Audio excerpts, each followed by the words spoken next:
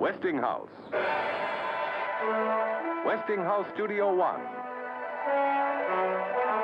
Out of 70 years of leadership in research, out of the vision of America's most advanced engineers, out of the widest kind of experience in electrical manufacturing, come products for home, farm, and industry that bear this respected mark, this mark of quality, the mark of Westinghouse.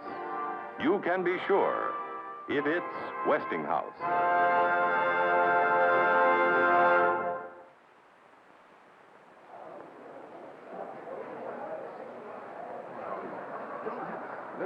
Oh, yeah. Okay. Talk about that.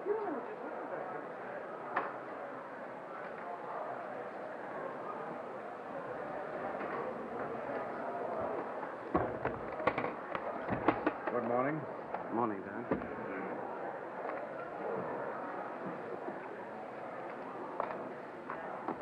How is he? Scared to death. I thought you were going to drop in with me and say hello. It might have helped him. I didn't know what to say to him, Dan.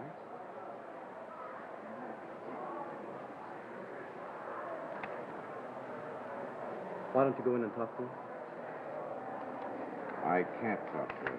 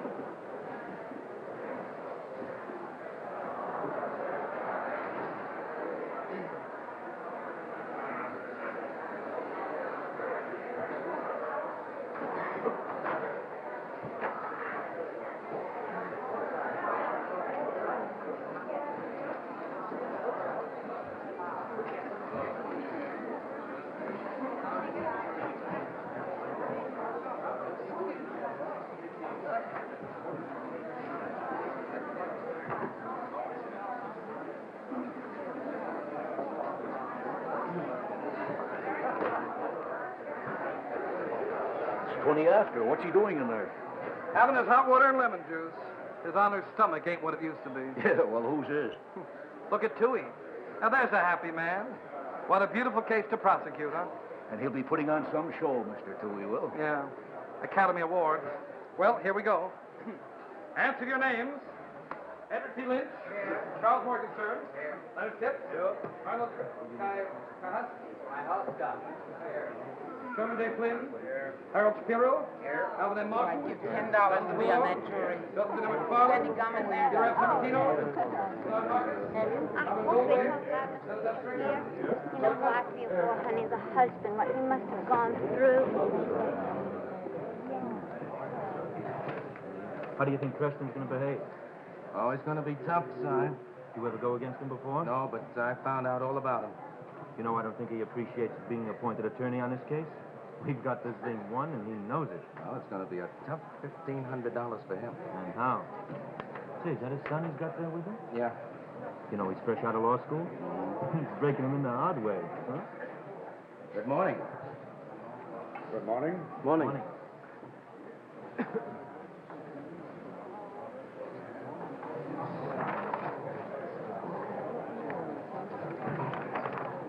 Si, that's a beautiful jury. Hey, Betsy, that is gorgeous stuff. No, it is. Hey, Ed, you know what it's going to say in the Post tonight? No, what? No, well, this will tear your heart out. Joseph Gordon, a frail and tormented youth, sat unflinchingly erect today in a musty courtroom waiting for a trial to begin. Zing. A trial which will almost certainly mean the end of his sad, young life. Zing. Is that a piece of Pulitzer Prize material, or is it not? Huh? Drop dead. This thing won't last 2 days. Toohey will eat that defense lawyer alive. You have the notes to your opening statement? do you think of the jury? I don't know. It's all guesswork. They might be inclined to favor us, and they might not. There's no way of telling. I don't think it's our jury. There's no way of telling.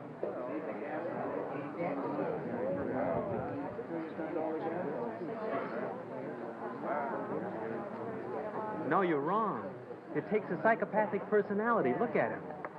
All murderers are psychopaths. I don't know. I mean, there are certain conditions that... No matter what conditions. Listen, to put your hands around a woman's throat and to squeeze for at least several minutes. It takes a very special kind of person. Yeah. Morning, Joseph. How do you feel? It's all right. Sit back and relax. I won't be very long. Joe, I want you to listen to the district attorney's opening statement very carefully.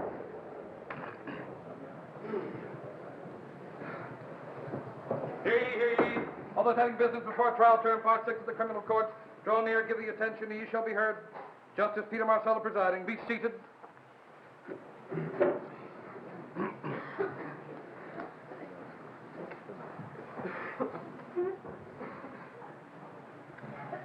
If you gentlemen are ready. Ready, Your Honor? Ready, Your Honor. Proceed. May it please the court. Gentlemen, I'm not going to take up your time today with a lengthy opening statement. We have a relatively simple case to try, and the facts, as presented by the witnesses, will more than speak for themselves. We're going to be talking today about what the law calls a felony murder, gentlemen. That's a killing that's done during the commission of felony. And the law also states that a felony murder is a first-degree murder, even though there is no premeditation. Now, I repeat that. No premeditation. For example, if a man is burglarizing a home and kills the owner of that home to prevent an outcry, that person is guilty of first-degree murder. And if Joseph Gordon didn't know that little point of law on the morning of January 7th, 1957, he certainly knows it now. January 7th, 1957. It's a Monday. It's the beginning of the second month of employment for Joseph Gordon as a delivery boy in a butcher shop. Joseph Gordon, whose intimates knew him to be a young man with an insatiable desire for quick and easy money, has had 1 month of work delivering meat to the lush apartments along River Drive. And in that 1 month, has decided to gratify that lust for money by robbing one of these apartments. And so he selects the apartment of Victor Wallach, a prominent psychiatrist. And on January 7th, 1957, at approximately 9:45 a.m., he enters the Wallach apartment with a delivery. Now, Harriet Wallach, Victor Wallach's wife and the mother of his 2 young children, is at home alone. And this is the opportunity that Joseph Gordon has been waiting for. He enters the apartment, threatens her, tells her to be quiet. She struggles, she screams, and then coldly and brutally, Joseph Gordon strangles Harriet Wallach to death. And then in peace and in quiet, he proceeds to ransack the apartment. But a moment later, he hears a key in the door. He becomes frightened. Goes to the door, opens it up. And when it does open, he lashes out at Harriet Wallach's maid and knocks her unconscious with just one blow. And then flees from the apartment without having had time to steal anything. He is then seen running down the block by Victor Wallach, the man whose wife he has just strangled. And instead of going back to the butcher shop where he works, he goes home, where he is, of course, arrested a short time later. And why does he go home? Well, gentlemen, he says he had a headache. A headache.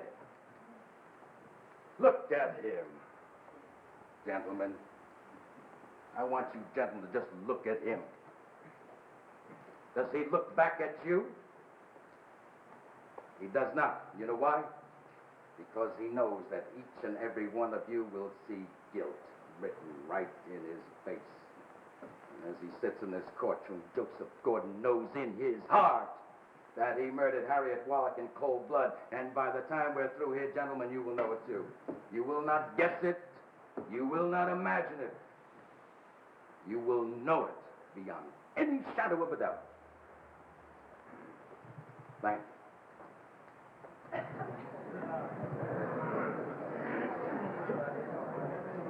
Beautiful.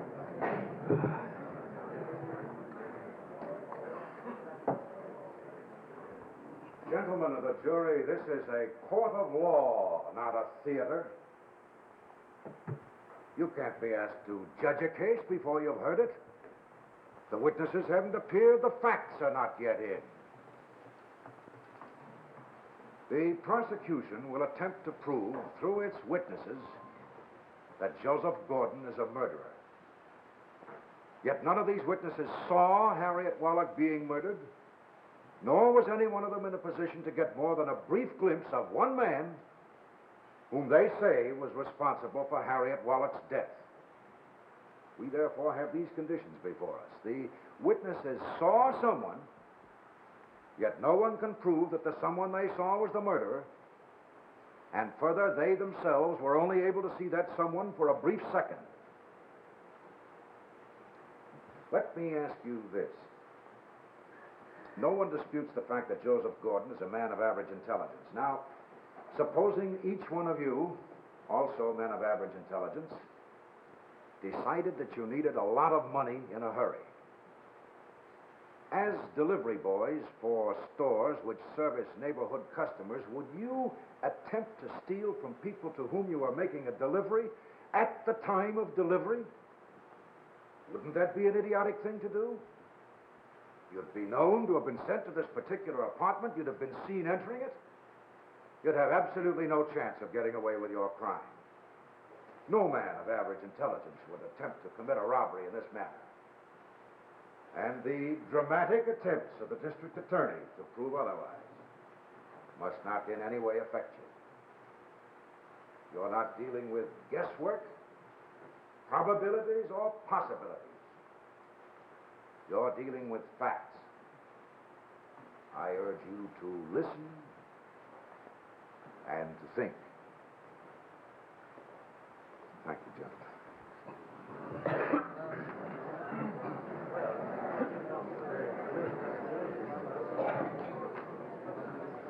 Your Honor, proceed. Dr. Horace Bell.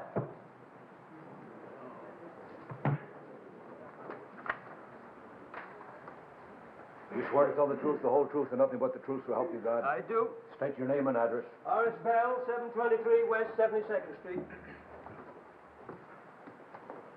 Dr. Bell, you're a physician duly licensed to practice medicine in this state, aren't you? I am. And by whom are you employed? By the County Medical Examiner's Office. Mm-hmm. And do you have a specialty in medicine, Doctor? I'll concede that the witness is qualified.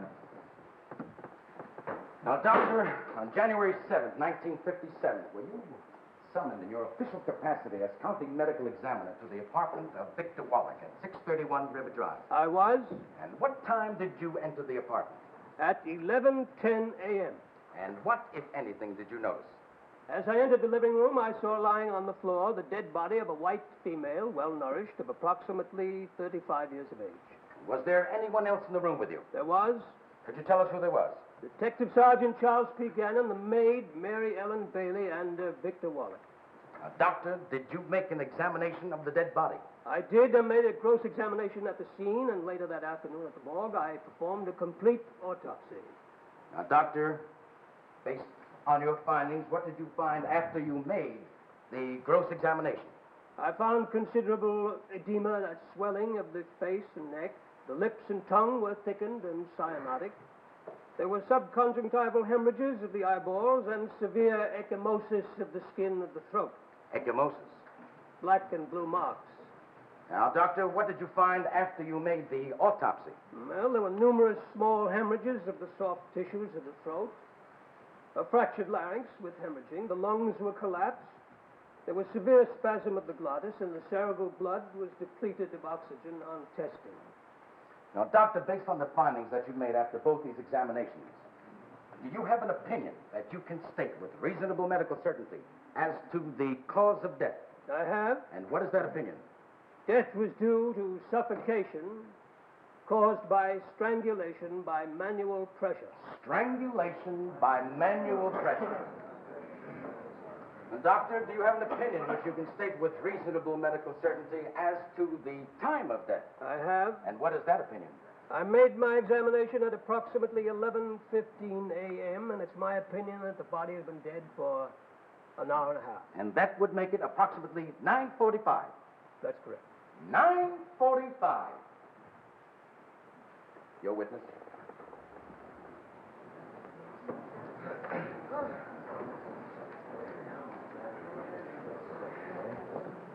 Dr. Bell, medicine is not an exact science, isn't that correct? Correct. As a matter of fact, you doctors refer to it as an art rather than a science, do you not? We do, although we employ scientific methods. You use science to gather your data, but your conclusions are your own evaluations, isn't that so? Yes. And therefore subject to human error. Well, I wouldn't say that. You made mistakes in your time, haven't you, Doctor?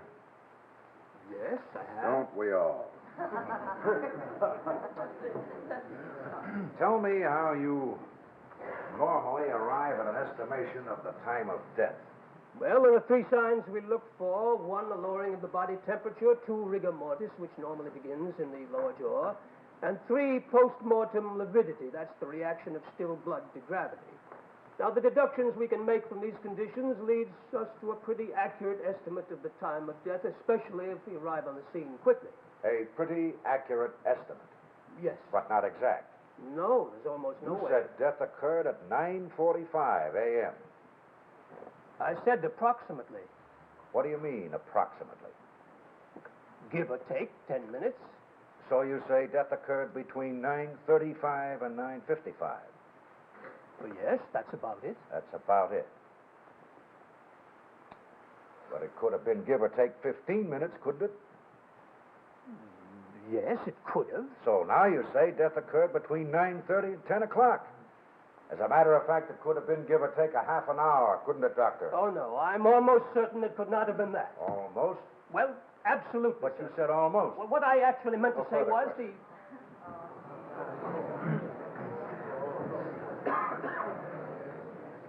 Si.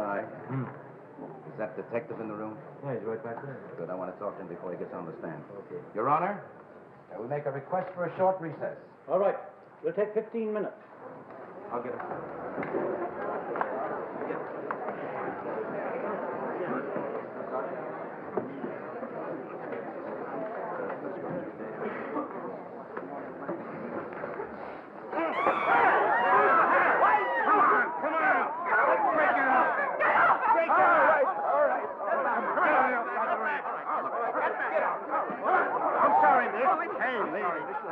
Outside the railing. Please, miss. On the outside of the railing. Back. Joey, all right? Get him inside. Joey? I'm sorry, sir. That was a terrible thing that happened. Go back in there now. I'll go.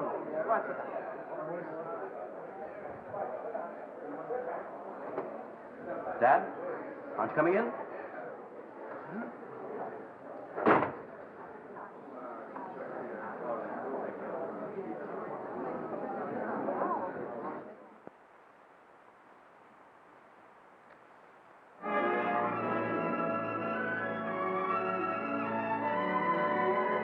And now, here's Betty Furness to take us behind the scenes in fashion.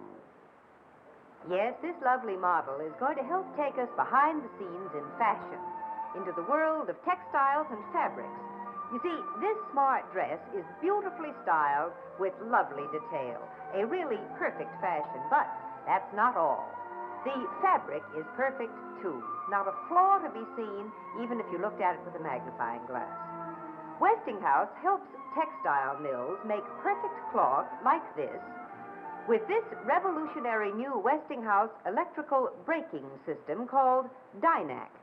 Here's a film that shows what Westinghouse Dynac means to you in a textile mill where, you might say, all your clothes begin. First of all, the yarn that's used in making cloth has to be twisted into thread on a spinning frame to give it strength. But here's where trouble can occur. If the thread isn't kept under proper tension all the time, it kinks like this.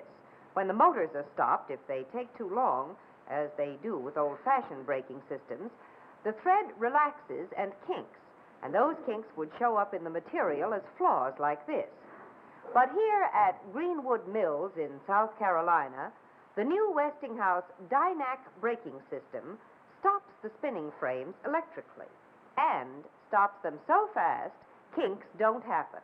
Yet, so smoothly, the thread never snaps. The thread remains perfect, and so does the cloth it goes into.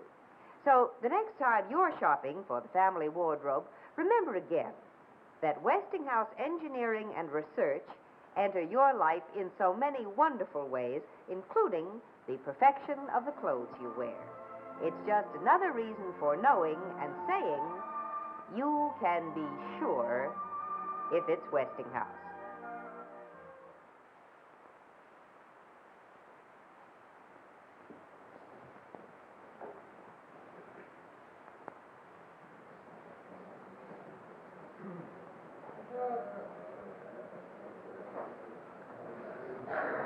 Okay. He's a pretty good hitter. Do you want the doctor to come in? No. It looks all right. How do you feel?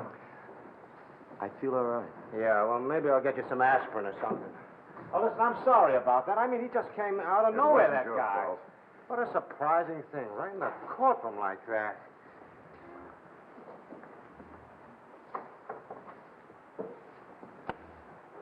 How you feeling, Joe? I feel all right. Good. I've had a clerk speak to Judge Marsala about it. It won't happen again.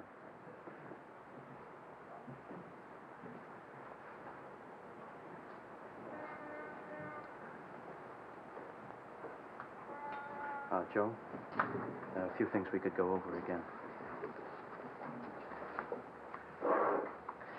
Now,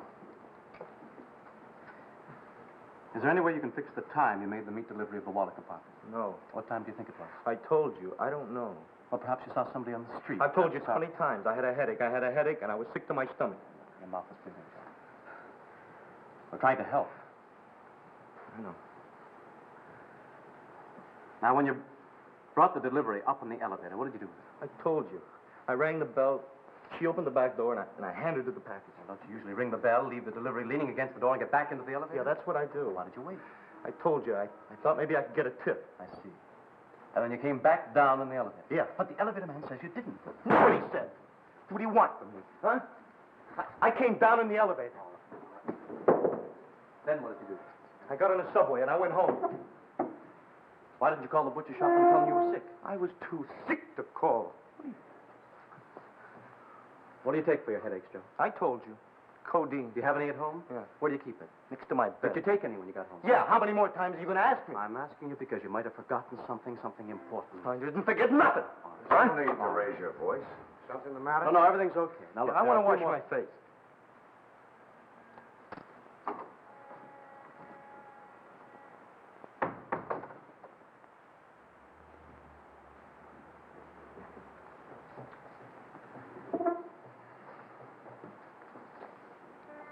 He's a miserable young boy, isn't he?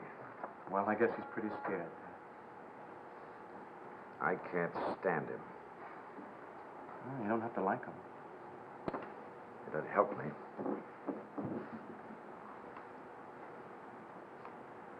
You know, I was very pleased when Marsala appointed me to this case. I was honored.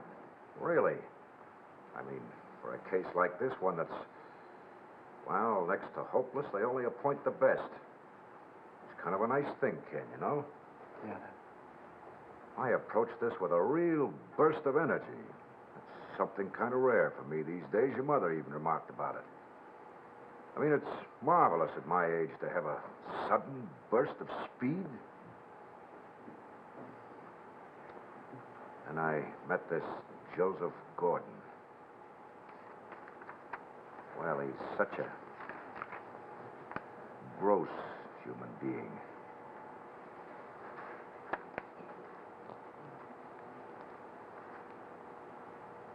He killed this woman.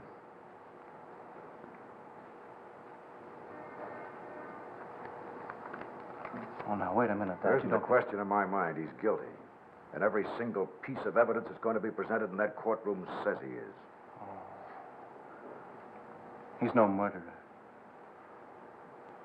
I can't base it on any evidence or anything. It's just something I feel. Dad, the way he sits there. You don't know what you're talking about, boy. You've got a lot to learn. Just let me worry about it. Just a minute. It doesn't make any difference whether he's guilty. He's entitled to I know a what few he's things. entitled to. He's entitled to a good defense, and that's what I'm giving him, because that's my job. But I want to tell you this. He killed that woman as sure as I'm standing in front of you, and I don't want to see him walk out of that courtroom a free man. May seem a little shocking, but that's the truth. You're hanging that boy. That's not so. He's hanged himself. But you're his lawyer. You're supposed to do everything Don't you can. tell me what I'm supposed to do. I'm here to give him an ethical defense, and that's what I'm giving him. You know the meaning of that word. I know what it means. But your personal ethics are killing him, and you know that. That's enough. I know what you're trying to lead up to here, and I told you the other day I won't have any part of it. This fantastic business you suggested is a cheap 10-cent store trick, and I won't touch it. I've never done a thing like that in a courtroom in my life. But it's our job to try and save his life, Dad, and this might do it. I'm not going to turn this trial into a circus to get him off. And don't you bring that person you dredged up into the courtroom. Do you hear me? Now, let's go inside. Sir? Why don't you resign? You judged him already. Even our law doesn't do that. Now, you listen to me. I'm not speaking as your father now. I'm speaking as your employer. You're a new boy here. You're new in this business. You're still being breastfed. Don't you tell me what the law does or does not do. You remember your place.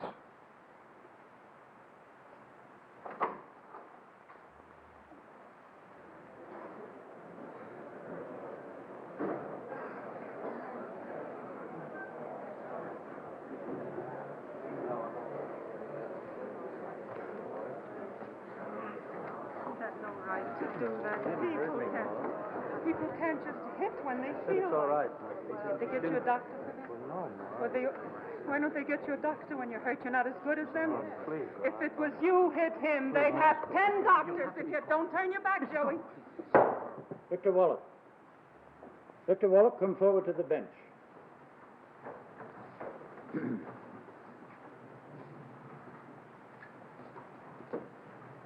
I've been informed that you struck the defendant in the face a few minutes ago. Now, I'm warning you, Mr. Wallop, any similar action on your part, and I'll expel you from this courtroom and hold you in contempt of court. Now, take your seat and behave yourself. I'm very sorry, Your Honor. It's a difficult thing.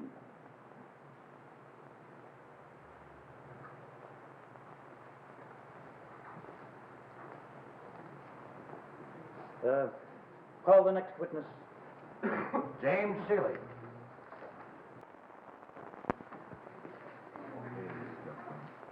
I'd like to take a crack at this.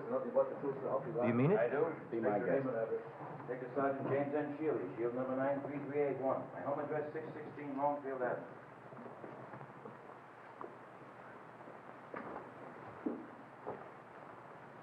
Sergeant Shealy, you're attached to the 64th Detective Squad in this city. I am. And on the morning of January 7th, 1957, did you respond to a call at 631 River Drive, apartment 7D? I did. Did you go there alone? No, sir. I was with Detective Sergeant Charles P. Gannon. At what time did you arrive at the premises? At 10:35 a.m. Was there anyone else there when you arrived? Yes, sir. There was the maid, Mary Ellen Bailey, Victor Wallach, and the deceased. What, if anything, did you observe about Mary Ellen Bailey's physical condition? Her nose and mouth were cut and very badly swollen, as if she had been punched. Objection. Sustained. The witness is not a medical expert and therefore not entitled to draw conclusions as to the cause of injury. The jury will disregard the second portion of his statement. Proceed. Now, Sergeant Sheeling, will you tell the jury, in your own words, what you did and what you found at the scene of the crime? Well, I called headquarters and I reported a homicide. Then Sergeant Gannon and I began an investigation of the premises immediately. The bedroom and living room were both a mess. Drawers open, clothes and things thrown all over the floor. I questioned Mary Ellen Bailey, the maid, and she told me that... Objection! Sustained. Just tell what you saw and did, not what anyone told you. Yes, Your Honor. Go on, Sergeant. Then I went into the kitchen where I found an unopened bag of meat on the floor. Could you tell us what was inside? Yes, sir. It was a rib roast. Anything else? There was a bill for $8.27 from the OK Meat Market, 961 Columbia Avenue. And what did you do then? I left Sergeant Gannon on the premises to wait for the medical examiner, and I went to the OK Meat Market. Had the boy who delivered the package to the Wallach apartment returned to the OK Market? He had not. Was he overdue? He was. And what did you do then? I asked for his name and address. And then, where did you go? To 61 Dexter Avenue, apartment 14, where I found Joseph Gordon, the delivery boy, and I made the arrest. Is Joseph Gordon in this courtroom? He is. Would you point him out? He's the defendant, right there. Now, Sergeant Felix, at what time did you make the arrest? At 12:25 p.m. Less than 2 hours after you arrived at the Wallach apartment. I think that's a remarkable piece of work. You deserve to be congratulated. I object, Your Honor. He has no right to congratulate a police officer. Cut that out. The jury will disregard that statement completely. And you watch the way you conduct yourself, Mr. Miller. Yes, Your Honor. Well, proceed. Now, Sergeant Sheehan, will you tell us what, if anything, you observed about the defendant's physical condition? Well, the knuckles of his right hand were bruised and swollen. The knuckles of his right hand were bruised and swollen. Anything else? Yes, sir, he was agitated. He was very agitated, and he was sweating.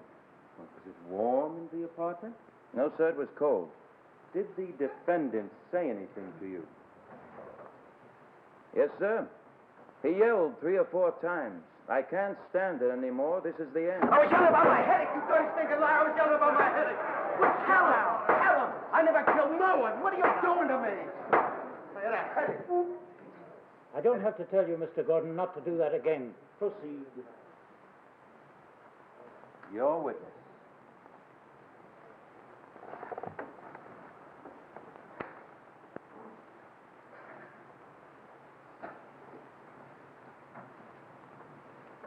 You've made a great many arrests since you've been on the force, haven't you? I have? How many? Well, I don't know the exact number. 100? More than that. When you arrest someone, isn't the person you arrest usually in an agitated state? Yes, but not as agitated as this man was. But agitated. Yes. Thank you. Now, when you arrived at Joseph Gordon's apartment, what was he doing? He was lying down. Where? In the bedroom. Was he fully dressed? No, sir. How was he dressed? He was in his undershirt. Did you see a suitcase packed anywhere in the apartment? No, sir. He was in his undershirt, lying on his bed, and there was no packed suitcase. Would you say under those circumstances it looked as though he was preparing to flee? Objection, Your Honor. Did you see a glass of water on a table next to the defendant's bed? I did not. Did you see a bottle of codeine tablets on that table? No, sir. Did you look at the table? Oh, sir, I didn't. I was... No further questions.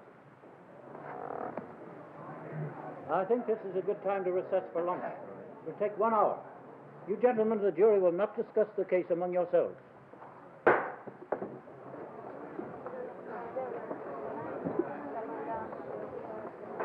Well, this Preston isn't bad. Sure he isn't bad, but what does he prove? If I strangled that dame, I'd have a headache myself. Right, doll? Which head?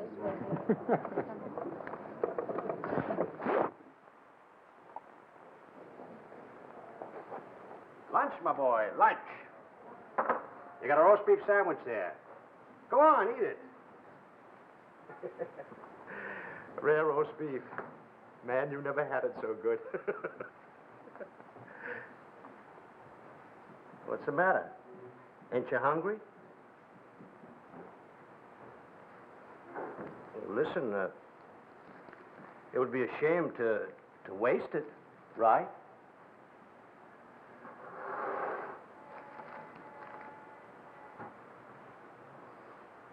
Not bad.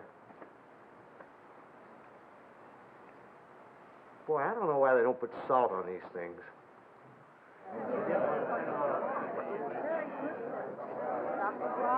I'm Betsy Fuller of the Post. I wanted you not to comment on that thing this morning. Miss Gordon. No, I'm sorry. I mean, as a psychiatrist, I wonder if you've been able to analyze your own motives for hitting him like that. Mr. Preston, pardon me.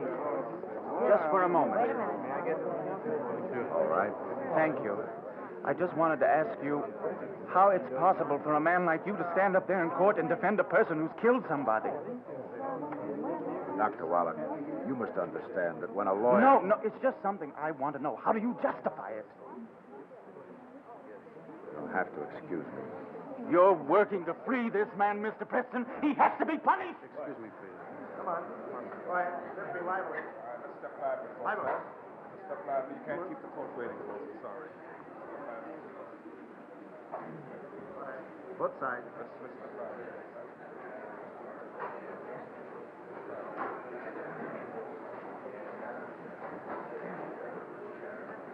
Do you swear to tell the truth, the whole truth, and nothing but the truth, so help you God? I do. State your name and address. Peter D'Agostino, 111 Yorktown Avenue.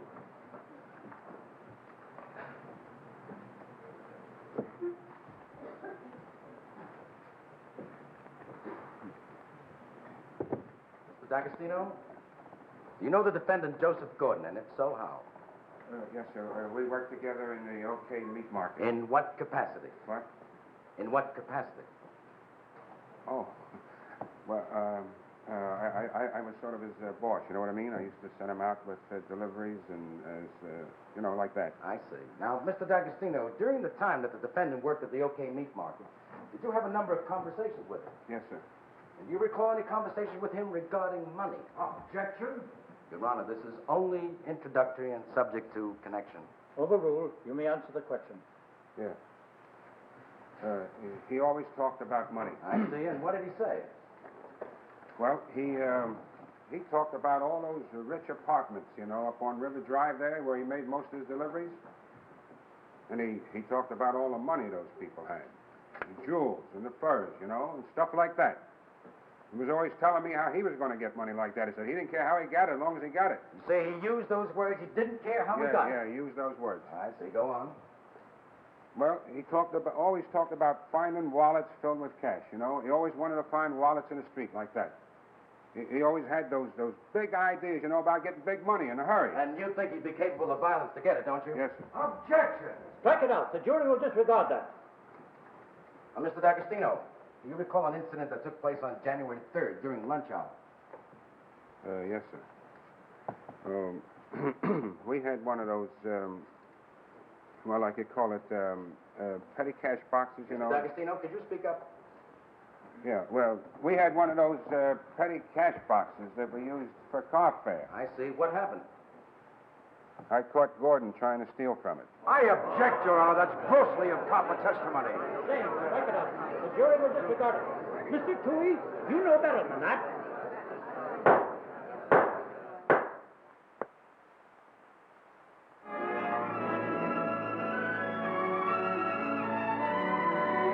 And now we turn to Betty Furness and Who's Pushing the Hockey Puck? Both teams are skating down the ice, but the picture on that television screen's so blurred, he can't tell who's pushing the hockey puck. All he knows is who's losing the game. He is.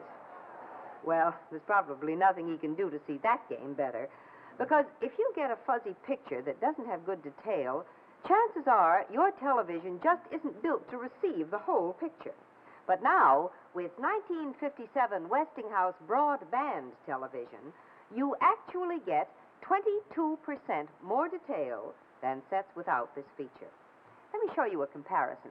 Let's say that this is the picture that you receive on an ordinary narrowband television set. There's not enough detail. Well, here's how different the picture is with Westinghouse broadband reception. Yes, that's the way the pictures compare, and here's the reason. You see, every television set gets the same signal from the station, but some sets with only narrow-band reception simply aren't built to reproduce the full detail. So the picture is blurred and fuzzy. And here you see how Westinghouse broadband television is engineered to reproduce the full signal and give you full detail. Yes, Westinghouse broadband television actually gives you 22% more detail than sets without this feature. And Westinghouse brings you so many other new features. Well, for instance, give this bar a light touch. New push bar power tuning moves from one operating channel to another until you find the program you want. See the latest 1957 Westinghouse television sets, portables, consoles, and table models, all with new Westinghouse broadband reception. Prices start at $129.95 at your dealers now. And remember, you can be sure if it's Westinghouse.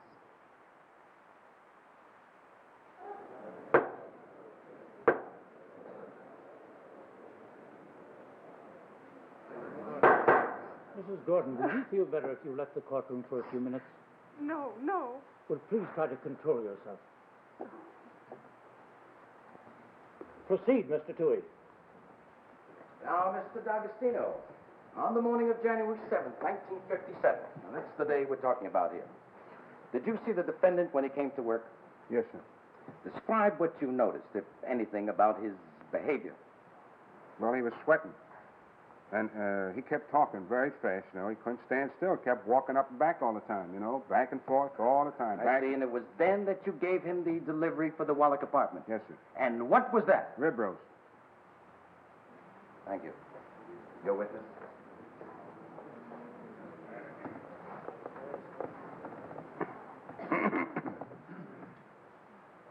Now, Mr. D'Agostino, on the morning of January 7th, before Joseph Gordon went out on his first delivery, didn't you send him into the icebox for a side of beef?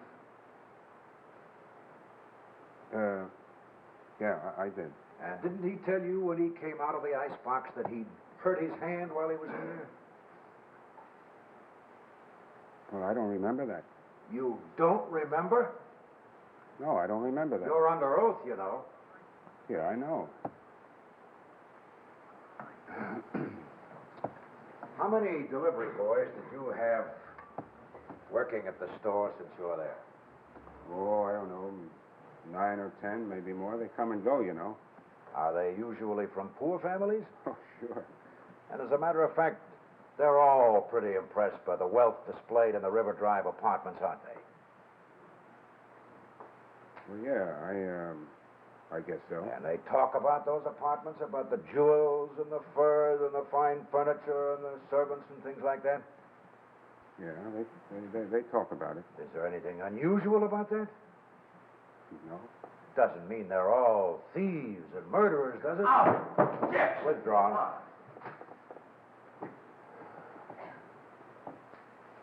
Did you ever have daydreams about inheriting a lot of money from a rich relative? Oh, sure, everybody has.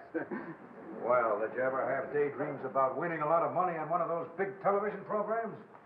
Yeah, I guess so. And as a matter of fact, you've even had daydreams about finding wallets filled with cash, haven't you? Yeah, but that was when I was a kid. How old do you think Joseph Gordon is? Oh, I say he's about 21 or 22. No further questions.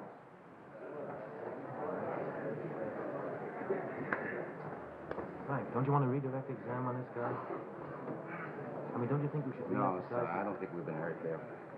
Okay. We thought we'd be wanted out of D'Agostino. Did you watch the jury during the cross? No. Believe me. Now, watch the defense on this one. Norma Lane. Call Norma Lane. Who's that? I don't know. Who is she? Who's Norma Lane? The girl I know. What does she have to do with this case? Get your name and address. Norma Lane, 104 on Marvin Street.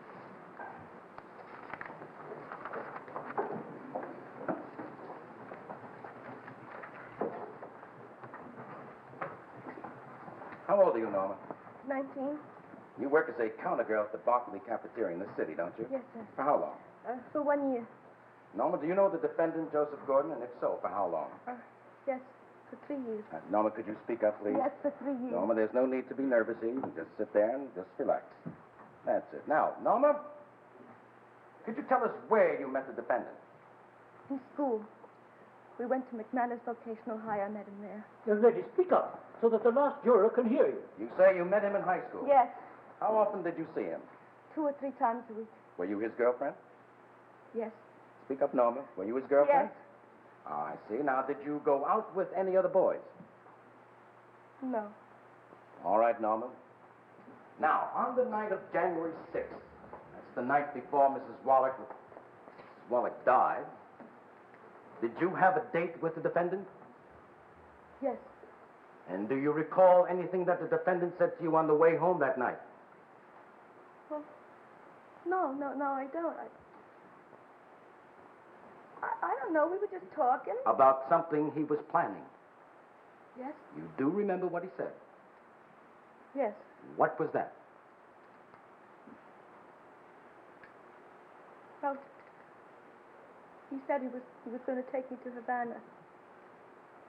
To a big hotel in Havana.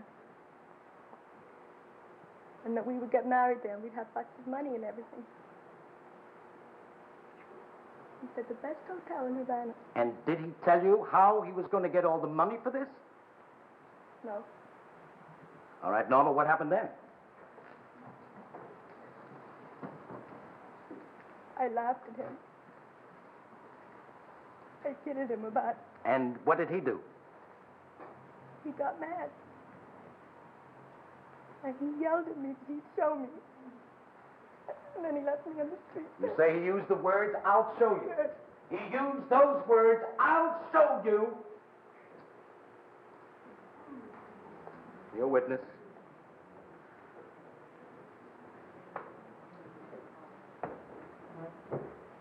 If Your Honor, please, the defense requests a short recess. We'll take 10 minutes. Bring him in the chamber. Okay. Boy, that's a pretty good-looking tomato you got there, you know that? Let's go, pal.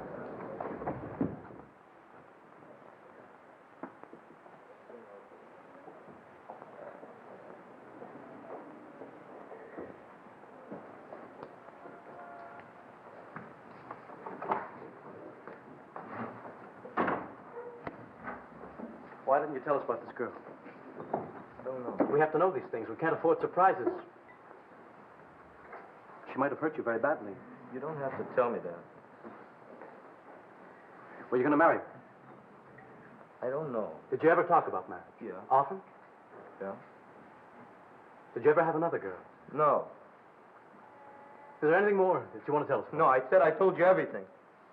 Look, Joe, we're trying to help you. Why are you behaving this way? You think I killed that woman? I never said that. You don't have to. This is Gordon. Why do you have to come in here? He asked me to. Well, I want you to go home. Go home? Joe, I can't go home. Well, it don't help me sitting there like that, Ma. Helps me.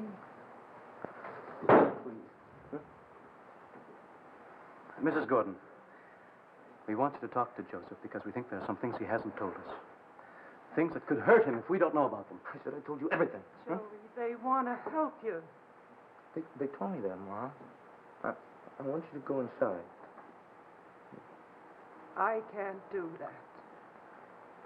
I can't just do nothing. I'm your mother. I gotta have something I'm supposed to do.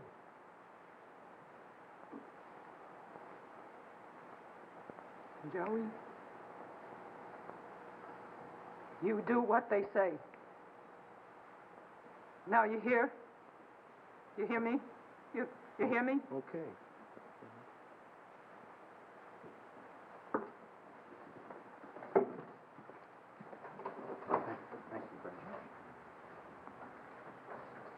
Don't you ever do that to me again. What was so terrible about it? What's so terrible? Well, I'll tell you, Mr. Preston. That's a poor dumb woman. And she's sitting there dying. Did you know that? She's dying because I'm dying. And I can't look that woman in the face. I can't open my mouth to her. Because if I do, I'll cry. And you bring her to me here? I got all I can do to stand on my 2 feet, Mr. Preston. They're shaving the hair off of my head, and I know it, but my mother don't know it. Do you hear me?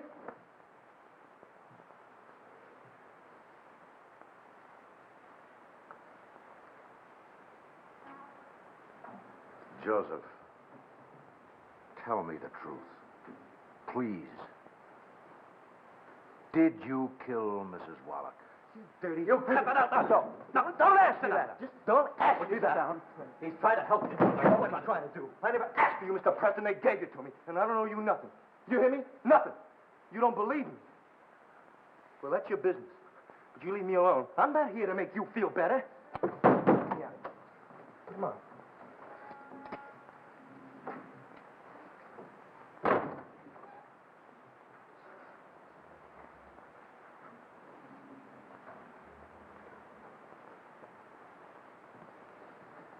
Well, I guess it's time to go. Dad? I said I guess it's about time.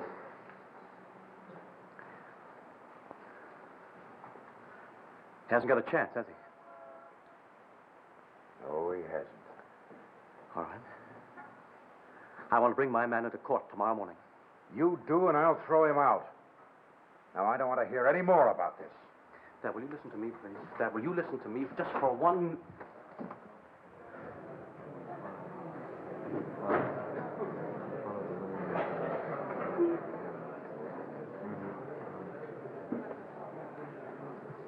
Proceed. Norma Lane back on the stand. Norma Lane, still under oath.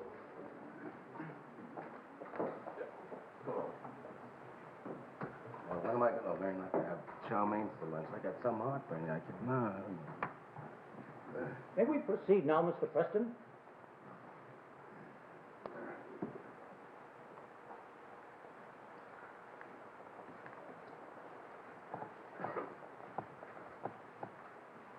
You say you were the defendant's girlfriend, Yes, and that you saw him 2 or 3 times a week. yes, Did you ever talk about getting married? yes. Speak up, speak up. Yes, And, of course, you talked about the things you'd like to have when you got married. yes. How did you talk about it? Like we had a new house and a big car. We had a maid and a butler. Go on make-believe trips to Europe. And who would bring these things up? Joey mostly. The defendant? Yes. He was always telling me about the beautiful things he was going to get me. Always? Most of the times, a lot of times. But you knew that he only made $30 or $35 a week. Yeah. And you knew that he was just making believe. Yeah, But you played along with him. most of the time. What about the other times? Well, like sometimes I wasn't in the mood, so then I kid him. And what would he do? Get mad. So that on the night of January 6th, when Joseph Gordon told you that he was taking you on a trip to a luxurious hotel in Havana and then got angry because you kidded him about it, there wasn't anything unusual about that, was there? No. No, there really wasn't. Thank you. No further questions. You can step down now.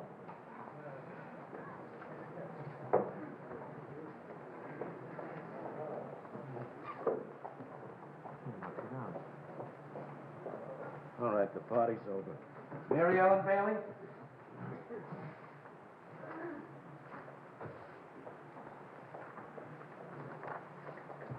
You swear to tell the truth, the whole truth, and nothing but the truth, so help you God. So help me God. State your name and address. Mary Ellen Bailey, 712 Fenway Street.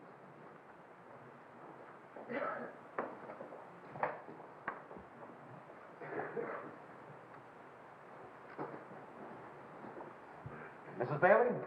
On January 7th, for whom are you working? Dr. and Mrs. Victor Wallace. At what address? 631 River Drive. And what was your job? I was the maid. The maid. And at what time did you arrive at work that morning? 5 minutes to 10. 5 minutes to 10. And through what door did you enter the apartment? Through the front door. I have my own key. And what, if anything, happened as you entered? Well, as I opened the door, there was a man standing there. He punched me in my face, knocked me unconscious. And did you see that man's face? Oh, yes, sir. Is that man in this courtroom? Yes, sir. Can you point him out? That's him, right over there. Indicating the defendant, Joseph Gordon. Oh, my God. There will be order in the I swear to God, it's not true. What? It's not true. There will I be swear to order in God. the courtroom. It's not true. It's not true. Not true? Swear to God. We'll recess until tomorrow morning at 10:30. You gentlemen of the jury realize that you're under oath. I must caution you not to talk about this case, either among yourselves or with anyone else, or to form any opinions until you have heard all the testimony.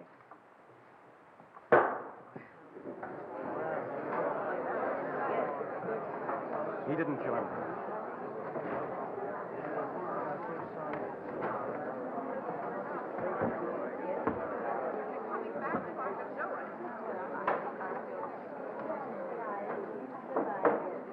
You've just seen part one of The Defender, written by Reginald Rose. Be sure to see the dramatic climax next week when Studio One presents part two of The Defender.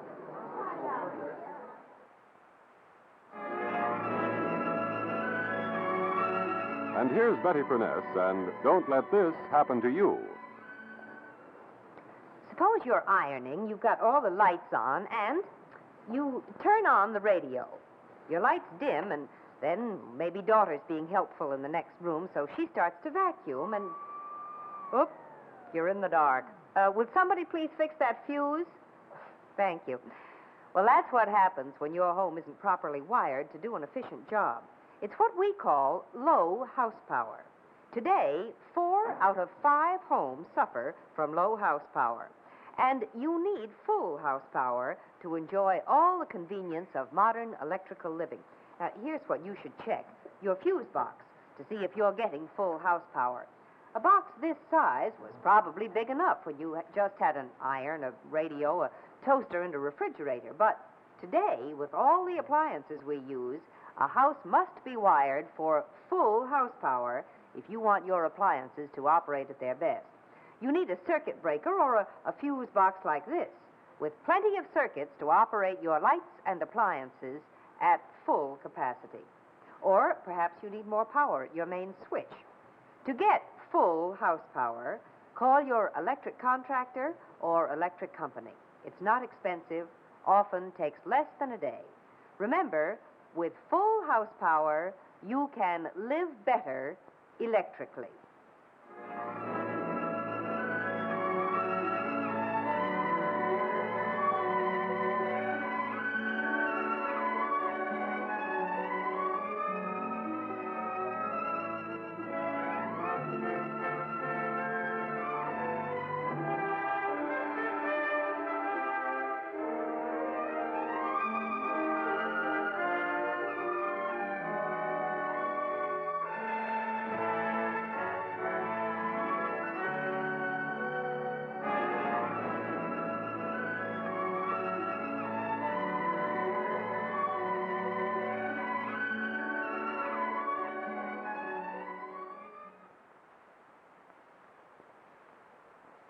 All ironing's faster, easier with the Westinghouse Steam and Dry Iron.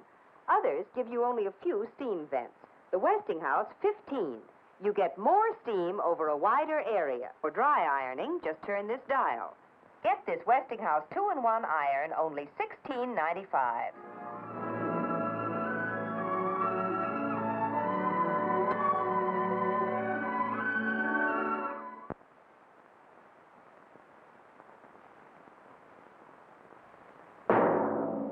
Westinghouse. Westinghouse Studio One. Out of 70 years of leadership in research, out of the vision of America's most advanced engineers, out of the widest kind of experience in electrical manufacturing, come products for home, farm, and industry that bear this respected mark, this mark of quality, the mark of Westinghouse. You can be sure if it's Westinghouse.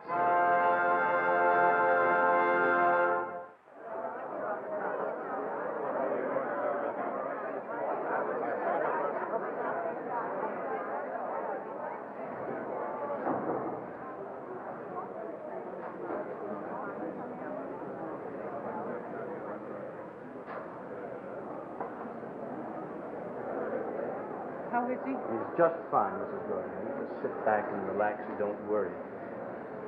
He didn't kill her. I know he didn't, Mrs. Gordon. Joey says your father thinks he did. Good morning. Morning, Mrs. Gordon. Morning, Dan. Where is he? I'm bringing him in. Dad, could you try to be decent to him today, please?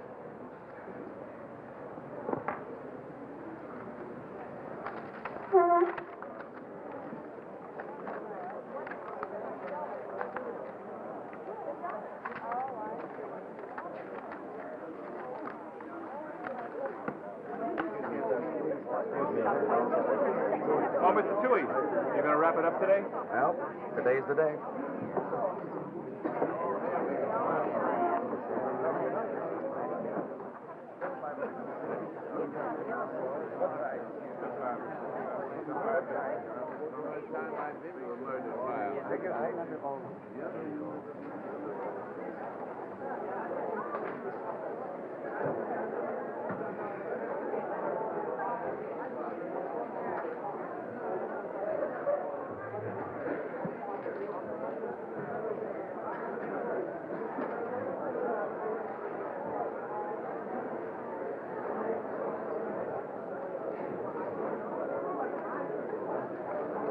This, Mrs. Nesbitt, if you want to hear something that'll just gall you. Butcher boy Joseph Gordon, accused of the strangle slaying of Harriet Wallach, spent a quiet night in his cell after the first sensational day of the trial.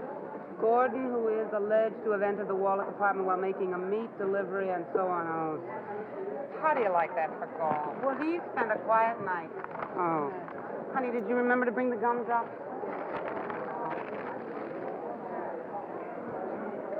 Dr. Wallach? Dr. Wallach, I'm Barry Fox of the Trib. I was wondering, sir, if you had any feelings about the way the trial is going so far? No. Well, do you expect to testify, sir? Well, I don't know. Well, Dr. Wallach, could you tell me this? Do you believe in capital punishment? Do you want that kind of revenge for your wife's death? Will you leave me alone? When his honor says 10:30, he sure doesn't come in a minute sooner, does he? Why should he? I don't know. Hey, Harry, how do you think it looks for Gordon so far? Are you kidding? He hasn't got a chance. They may as well be strapping him in the chair right now. Yeah, that's what I thought, too. I wish they'd get started. Yeah. Well, what do you think about the case so far? You know, the part that impressed me the most yesterday was when Gordon's girlfriend testified that he promised her a lot of money. And a trip to Havana and everything the night before the killing. And him making $30 a week delivering meat for a butcher shop. Listen, we're under oath not to talk about this. Well, that Wallach is a grim character. Well, I guess you'd be too if your wife was strangled to death 2 months ago. Oh, I don't know. Did you ever meet my wife? You know, that Toohey's having himself a field day here, you know? Yeah. That's a great case for him. That's a very ambitious DA. You know, someday I'm going to be voting against him when he runs for governor. No, I don't think so. But, Frank, do you think we set it up strong enough so the jury goes to the robbery motive? Si, you're going to be a big success in this business. You know why? You're a warrior. Now, look, the testifying officer went into the Wallach apartment, said that the apartment was ransacked. Now, the defense didn't even bring that up during the cross-examination. Now, I know Preston chipped away at us a little bit. He's a very good lawyer, but he cannot knock out the basic testimony. Now, that jury is convinced that Joseph Gordon went in there to steal and then strangle Harriet Wallach when she tried to stop him. We got him right in our pockets. And another thing, we haven't even brought in the key witnesses yet. Tell you what, son. I'll bet you my salary against yours that Preston took 2 phenobarbs last night. He's still grinding his teeth loud enough to be heard down the next block. Deal? All right? TJ. Huh? I still don't see why they call it first-degree murder. Well, it's what they call a felony murder, Mother, or something like that. You see, he was trying to rob the place, and he killed her. That makes it first-degree murder. Dad, can I ask you something? All right. Is there any way you can prove medically that someone has a headache? No, there isn't. And they'll be making a big point about Gordon going straight home after he left the Wallach apartment at 10 in the morning instead of going back to the shop. You know, they'll be saying, if he didn't do it, why didn't he go back to work like he was supposed to? And his only explanation is that he had a headache. Not now, will you please? Then I think we got to do something. I'll talk to you about it later. You listen to me. You're please? here to sit and learn how to be a lawyer, not to run this case. All right. Ken, I had a bad night last night.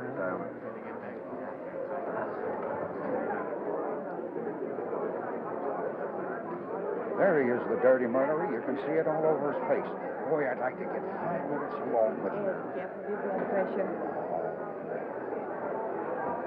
Morning, Joe. How do you feel? Feel all right? Joe, you all right? Yeah. Answer your names. Edward P. Lynch, Charles Morgenstern, Alan here. Harold Shapiro. Here. TJ, this is just the best vacation we've ever had. I mean, between this trial and all this shopping and everything, well, I just wish we could stay. Can't help it, Mother. Gotta make a living.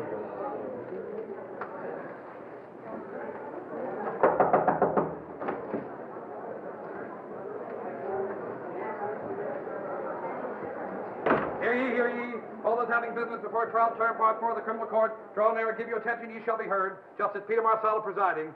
Be seated.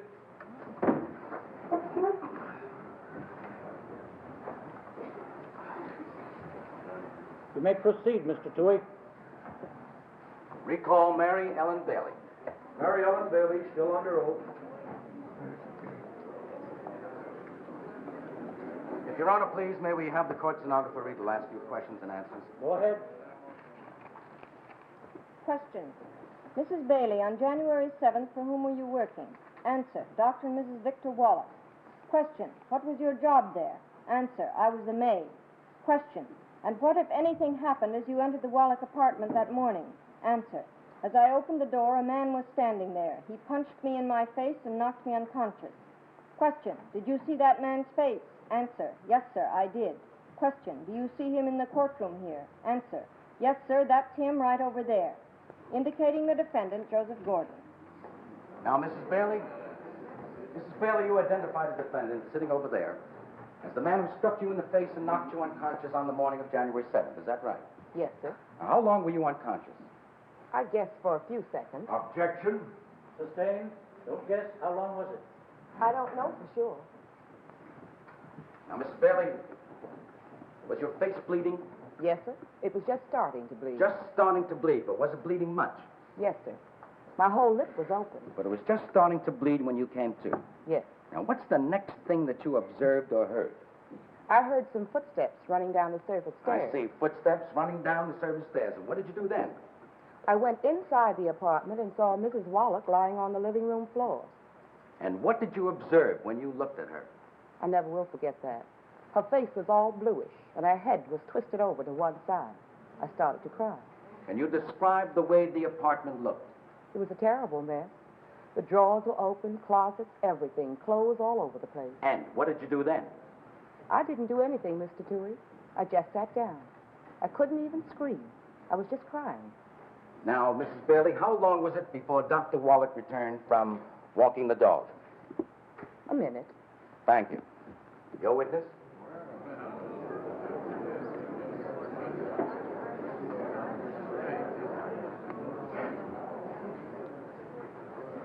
Mrs. Bailey, what time did you arrive at the Wallach apartment that morning? 5 minutes to 10. You're sure it was 5 minutes to 10? Yes, sir. I looked at my watch when I was going up in the elevator. Why did you do that? Well, I'm supposed to be there at 10 o'clock. I'm the kind of person don't like to be late. When did you last have your watch checked? I check it every morning by the radio. Well, was your watch running well? Yes, sir. And why did you set it every morning? I didn't say set it. I said I checked it. Now, Mrs. Bailey, when you regained consciousness, you say you heard footsteps running down the service stairway. Yes, sir. Did you run to look to see who it was? No. You didn't look. So it could have been anyone running down those steps, couldn't it? Objection, Your Honor. Sustained. All right. Now, Mrs. Bailey, let's go back to the moment at which you opened the apartment door. You say there was a man standing inside and that he hit you. Is that correct? Yes. Instantly knocking you unconscious. Yes. How long did you see his face before he hit you? For a few seconds. That's a very short period of time, isn't it? Yes. When you opened the door, did you expect to see him standing there? No. Were you surprised when you did? Yes. In that brief couple of seconds that you saw him, what was he doing? He was running right at me. Then he raised his arm to hit you? His right arm. Now, Mrs. Bailey, answer this very carefully. At any time, did you take your eyes off him? Yes. When he started to hit me, I tried to turn my head away. You turned your head away. Now, Mrs. Bailey, is this what you mean to tell this jury? That in spite of your terrible fear, the surprise of being attacked, the shock of being knocked unconscious, and in spite of the fact that all this took place in a matter of a few short seconds, during which time you actually turned your head away, do you mean to say that 2 months later you can positively identify this man? Yes, sir. Without any shadow of doubt, so help you God? So help me God, that's the man. I'll never forget his face as long as I live. No further questions. Mr. Dewey, are you ready to proceed? If Your Honor, please, we'll be ready in a few seconds. What was that all about? I thought Hammond was supposed to be in the office. He arranged something for me. Dad, the man I told you about is in the courtroom. Hammond brought him. What do you mean Hammond brought him? Who do you think you are to arrange a thing like that? I'd like you to ask for a recess. There'll be no recess. Dad, you've got to do Don't this. you tell me what I've got to do. There'll be no recess. I'm sorry, Your Honor. Victor Wallach.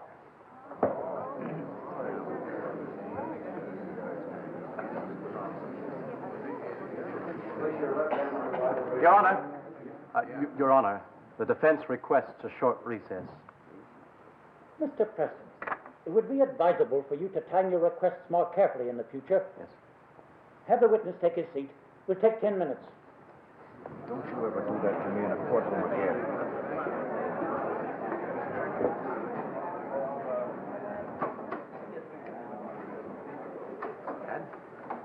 I had to do it. I've got to talk to you.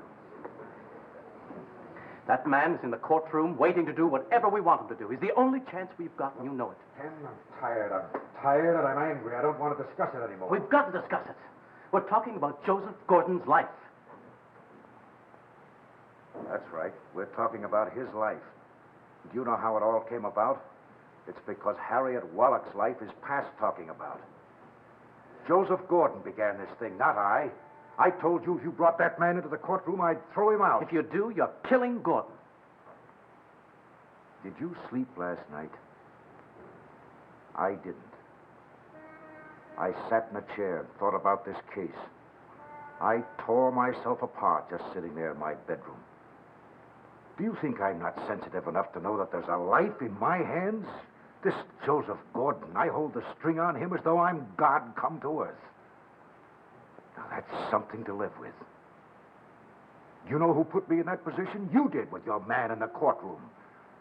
You offered me a solution to this case that would make my personal code of ethics fit for a dung heap. Do you know how that makes me feel about you? Well, I sat and reviewed what I am and what I've been last night. And as of this morning, I'm clear.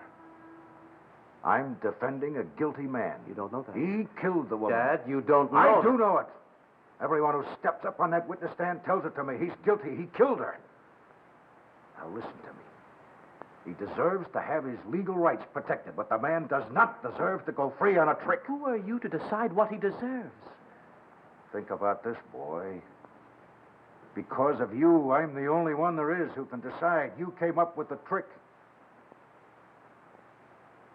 Well, I'm turning it down. He's getting the best legitimate defense I can give him, and that's all he's getting. Even that isn't easy for me because I have nothing but loathing and contempt for him. I live in this community. I have a feeling about murderers. You're not defending the community. It's your job to defend him Keep against telling the me community. about my job. You're 26 years old. Every mouthful of food you've eaten since the day you were born came out of my job. I never forget that for a minute. I didn't think you'd say it.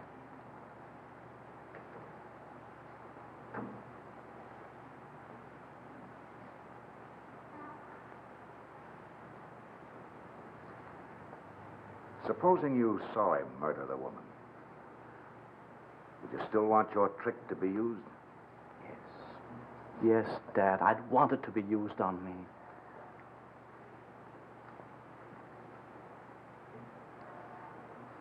Why did you become a lawyer? Do you know? I don't know if I know. Well, I know. You became a lawyer because ever since you were that high, I made you want to become a lawyer. It's been a good life for me, and I thought it would be a good life for you. Now I don't know. We don't think alike, you and I. I don't really know you. Nor are you.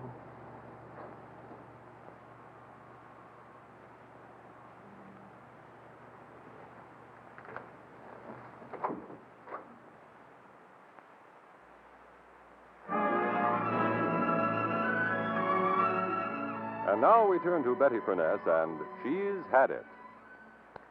Yes, she's had it with drip pans and messy defrosting. She is going to buy herself a refrigerator that defrosts itself. Oh, look, there's a refrigerator that says it defrosts automatically. And there's a refrigerator that says it defrosts automatically. And there's another refrigerator that says it defrosts automatically. But lady, wait. A lot of manufacturers claim that their refrigerator defrosts automatically, but what they forget to tell you is that it's the fresh food section that defrosts automatically. You get one home, and you find you still have to do the messy job of defrosting the freezer where heavy frost forms. Well, in this Westinghouse frost-free refrigerator, you never have to defrost the freezer because it defrosts 100% automatically. You never have to defrost the fresh food section because frost never forms there. This Westinghouse Frost-Free gives you completely automatic defrosting. And here's how. You see, this patented button counts door openings until the door has been opened enough times for a slight trace of frost to form. Now, this model will show you how the frost-free system goes to work and melts the frost so quickly that even ice cream stays firm. The defrost water drains through a tube outside the refrigerator to a pan at the bottom where it's evaporated automatically, so you never have to bother with it. Remember, only Westinghouse has frost-free, and frost-free means work-free. So see the beautiful 1957 Westinghouse refrigerator freezer and all of the other frost-free models that give you completely automatic defrosting at your Westinghouse dealers now. And remember, you can be sure if it's Westinghouse.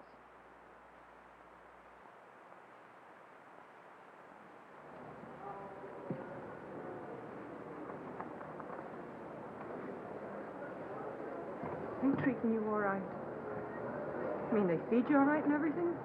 Yeah, they do. You look so skinny. I'm all right, man. How are you? I'm fine. Joe, you think it's going to be all right? Don't ask me. I don't know. I tell you, I go to bed at night. Sometimes I wish I didn't have to get up. Mom. No. I can't help it. Every place you look, and the television, and the papers, they're calling it the butcher boy. Joe, don't turn away from me now. I tell you, I sit here in this court, and I'm thinking all kinds of things. I can't even tell you what they are. But when those people get up on that stand there, one after another like that, and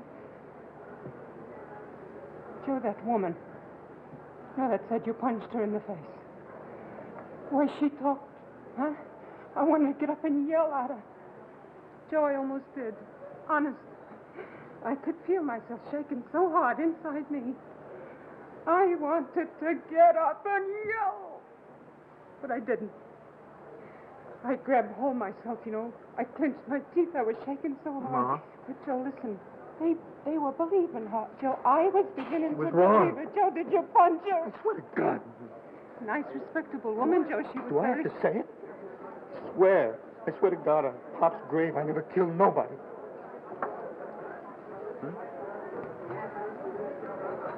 Joe, how could this be happening, huh? You know, sometimes I don't even know what they're saying. Go home, Mom. Maybe if you go home. Yeah, go home. There's nobody home. Go on, go.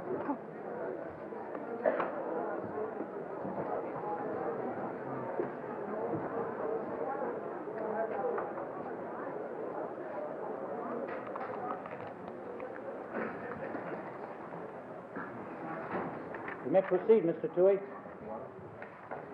Victor Wallach. Where's the defense counsel? He's inside, sir. Well, Mr. Preston, you can swear in the witness. You ready, Mr. Preston? State your name and address. Victor Wallach, 631 River Drive.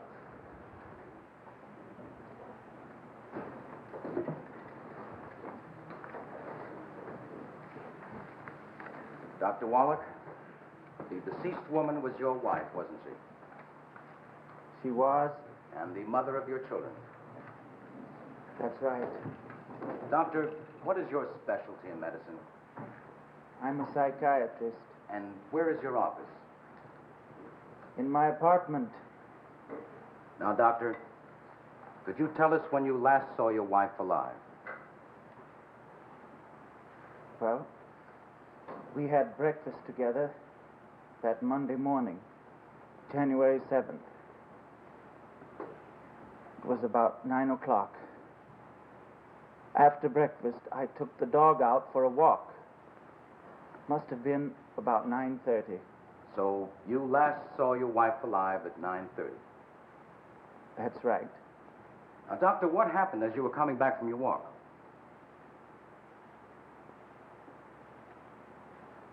As I passed the surface entrance of my house, I saw the defendant run out and down the street. And by the defendant, who do you mean? That man over there. Indicating Joseph Gordon. And, Doctor, what time was that? About 2 or 3 minutes before 10 o'clock. Now, Doctor, how do you know that? I looked at my watch. I had a patient at 10:15. I had to be back. And I had just had my watch checked and adjusted the day before. Thank you, Doctor. Your witness.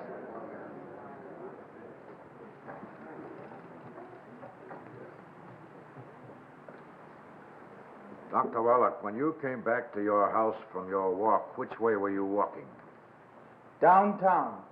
South. And the man you saw running, which way was he running? South. And he passed you, is that right? Yes. So that you just saw his profile as he was running by. That's right. And after he passed you, you saw only the back of his head. Yes. So actually, you only saw his profile for a split second. What do you mean by a split second? Well, Doctor, suppose you tell me. For how long did you get a clear view of his profile? For about a second, and there's no doubt in my mind, it was that man there. No further questions. Dr. Wallach, you're not telling the truth. Why don't you tell me? That's not true. That's not true. Your Honor, that's the people's case. Come forward to the bench for motions.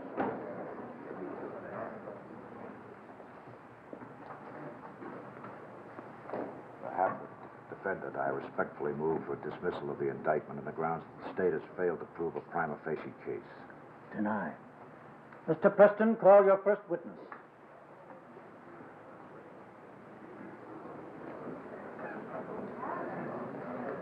Dr. Frederick Cusick.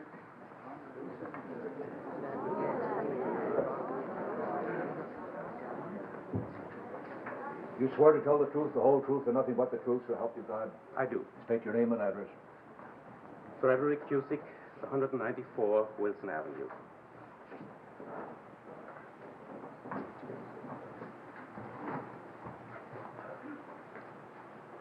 Dr. Cusick, are you a physician duly licensed to practice in this state? I am. Was the defendant, Joseph Gordon, a patient of yours? He was. Dr. Cusick, what were you treating Joseph Gordon for? Chronic sinusitis. Chronic sinusitis. Please explain that term to the jury. This is an inflammation of the sinuses which keeps recurring. What is the main symptom? Very severe frontal headaches. Will you repeat that, please, doctor? Severe frontal headaches. I see. And how would you classify Mr. Gordon's sinus condition? It's quite severe. You have seen him quite frequently during his sinus attacks? Yes. Describe his behavior during these attacks. He was nervous, sweating, and in extreme pain. Objection, Your Honor. Sustained. Did these extremely painful headaches keep him from going to work? Objection, Your Honor. That's hearsay evidence. Sustained. All right. Dr. Cusick, how many times did you see Mr. Gordon professionally for his sinus condition during the past year? 17. 17. How many of these were calls at his home? 11. And how many of those were on work days? 9. So the pain was extreme enough to keep him from going to work. Objection, Your Honor. He's leading the witness. Sustained. Dr. Cusick, when you arrived at Mr. Gordon's house, where would you find him? In bed. Always? Yes. Thank you. You want to see major surgery? Just watch Tui go. Now look at these sketches here. Doctor, was that a medical record you just put back in your pocket? Yes. May I see it, please? Thank you.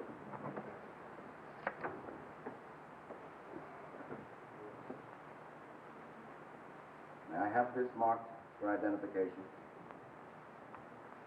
No objection. Mark it.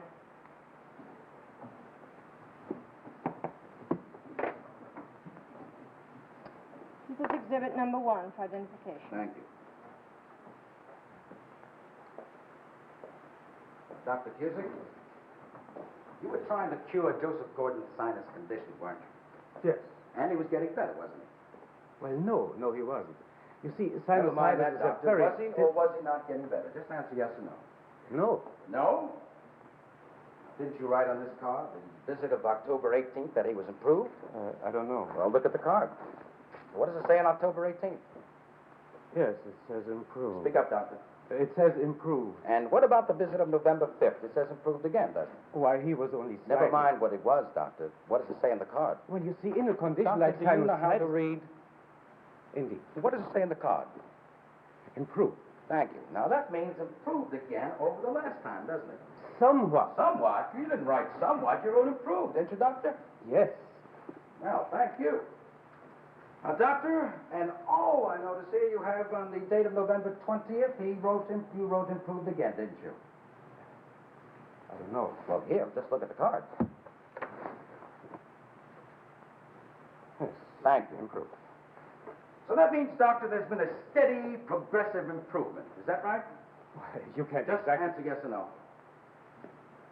Yes. Now, doctor, isn't it true that from the time that Joseph Gordon became a patient of yours, that 3 weeks was the longest time between treatments?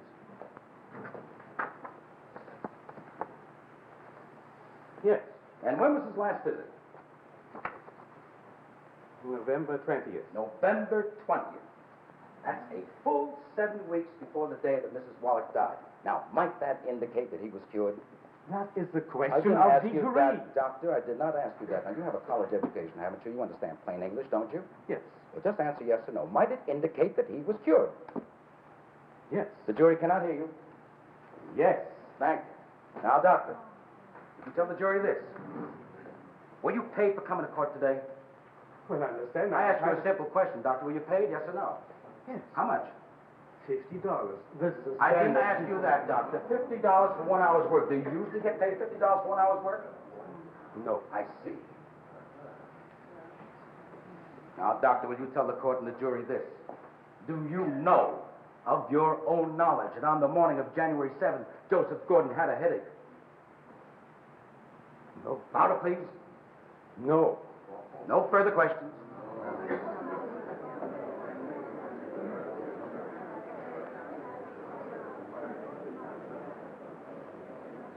I think this is a good time to recess for lunch. We'll take 1 hour. Now, I must again caution you, gentlemen of the jury, you will not talk about this case among yourselves.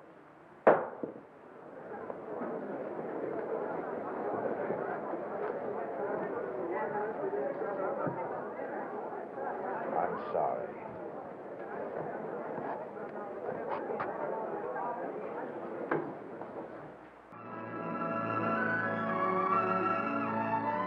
And now let's turn to Betty Furness at the scene of the grime. I don't think I've ever seen such a grimy youngster. He's got a lot of washing to do.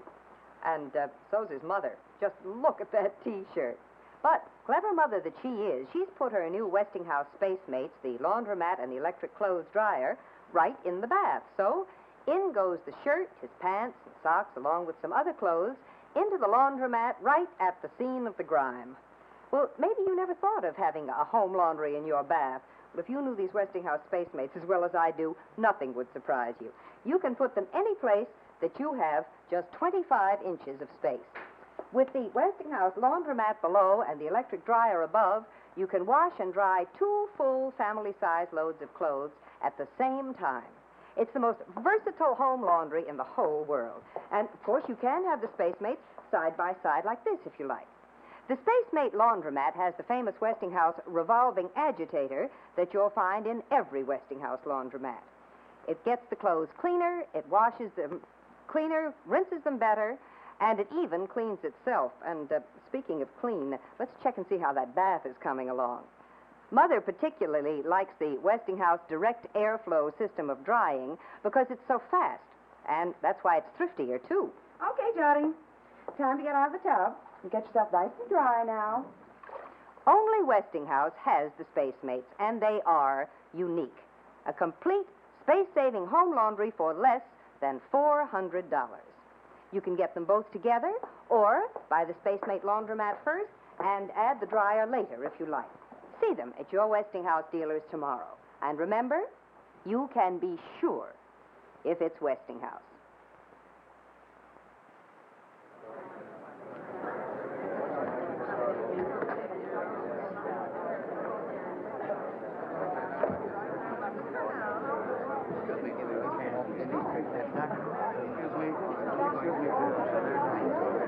Excuse me.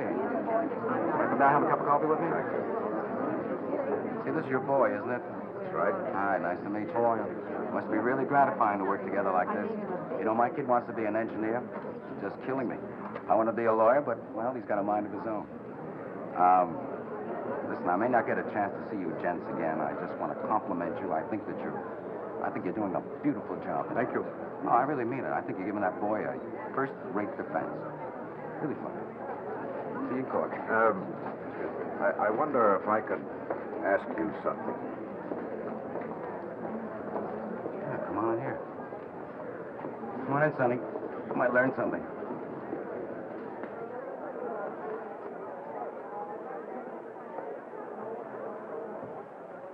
You're not looking for a deal on a lesser charge, are you? No. I wanted to ask you why you used that kind of cross-examination on Dr. Cusick. Now, what are you talking You don't about? stand a chance of losing this case, and you know it, yet you You nearly destroyed that little man. You insulted him. You embarrassed him. What for? He wasn't going to hurt you a bit. Now, Preston, I don't feel that way about it at all. Just having a defense witness up there hurts me. What'd you produce him for? He's all we have. Well, that's life, my friend. It's my job to knock him off. Is that what you want to talk to me about? Yes. I'll see you in court.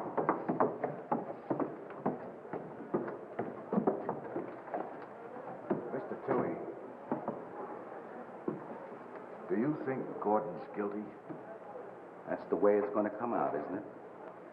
Supposing he isn't.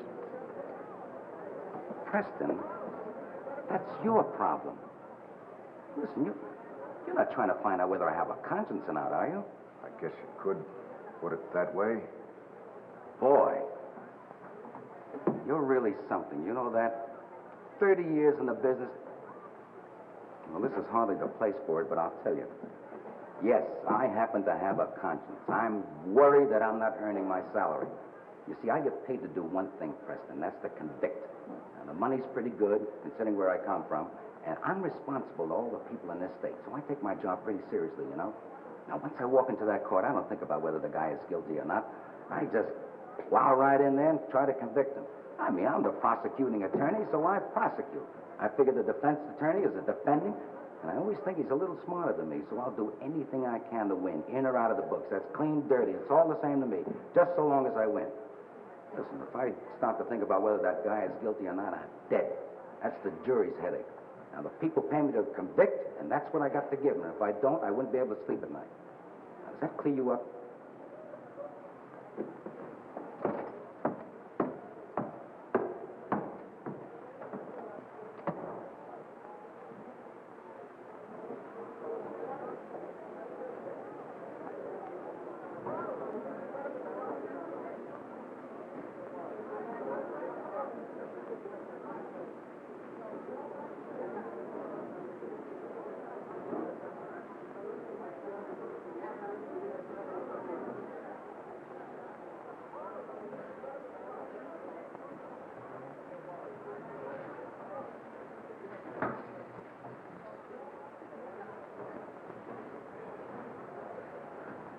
Hi, Mr. Preston. He's just finishing up his lunch. You want to talk to him? Please. Sure.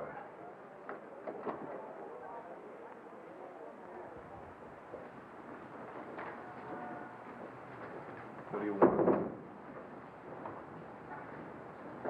I can tell by the way you're standing there. You want to ask me again if I killed her. Right? Well, what if I said I killed her? You'd believe me for the first time since this thing started. Wouldn't you?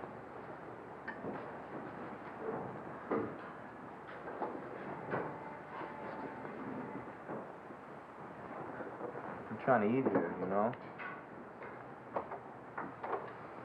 Joseph, listen to me.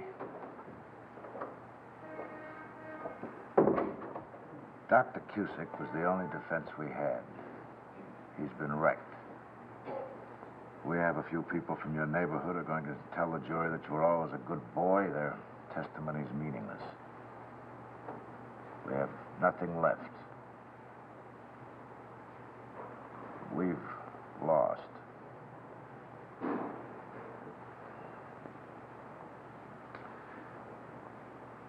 If you'd like someone else, maybe another lawyer.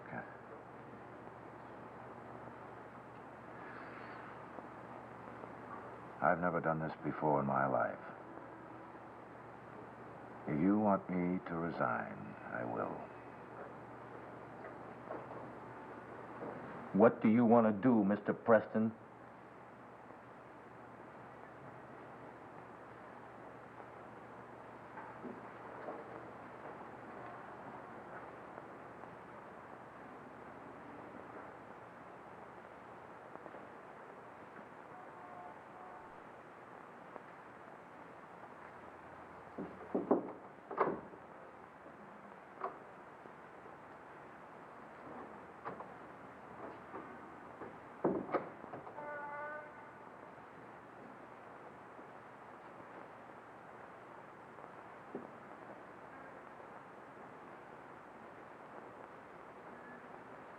That tooey out there, that was too much to have to hear.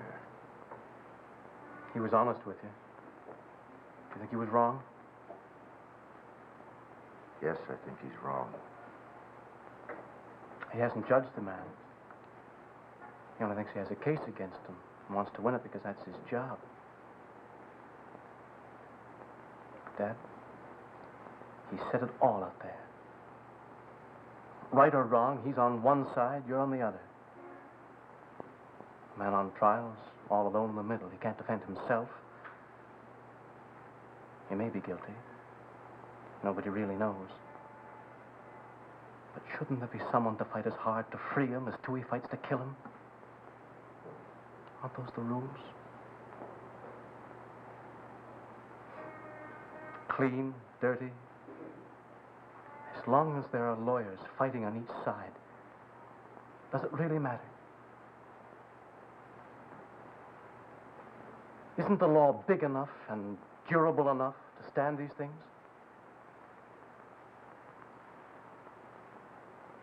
I don't know anymore, Kenny.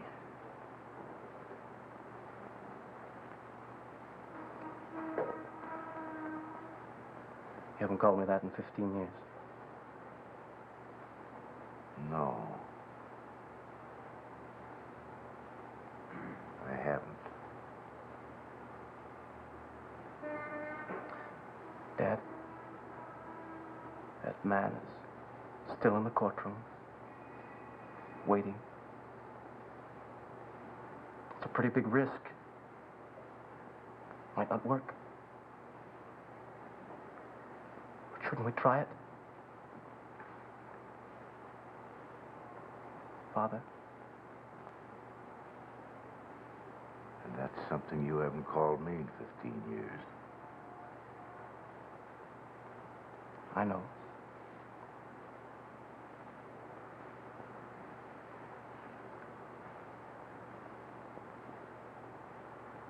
I hadn't realized how big you've gotten.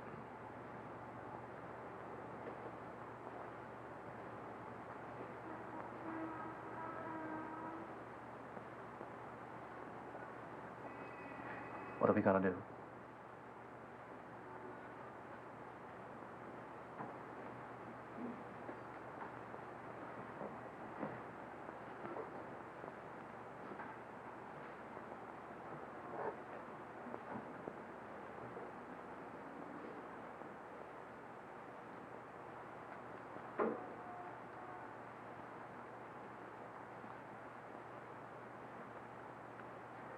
Where's your man sitting?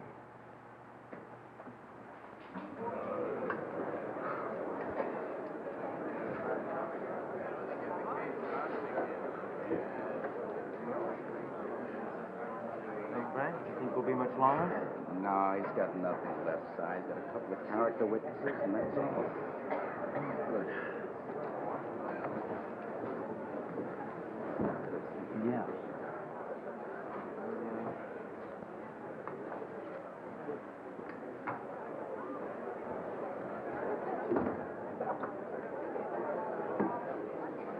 All right, Mr. Preston, you can proceed.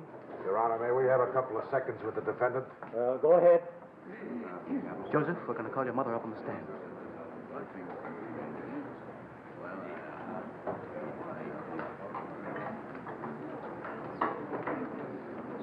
She's so close to hysteria right now. Good luck.